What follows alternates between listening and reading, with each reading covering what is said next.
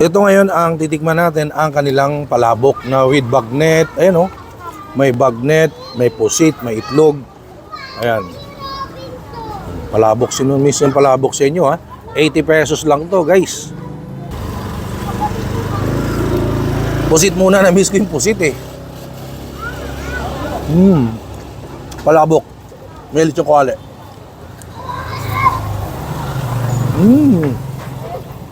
This time itong kare-kare, bagnet kare-kare daw ito.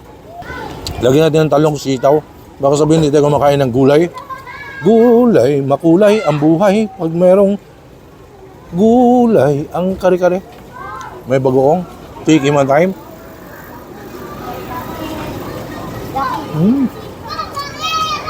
Solid. 80 pesos lang yan. Dito lang yan sa Tagong Kainan sa Muñoz. Please follow me on TikTok, Instagram, Facebook page, Noel Vlogs for the Travel. At sa kabuuan ng video nito, panoorin niyo sa aking YouTube channel.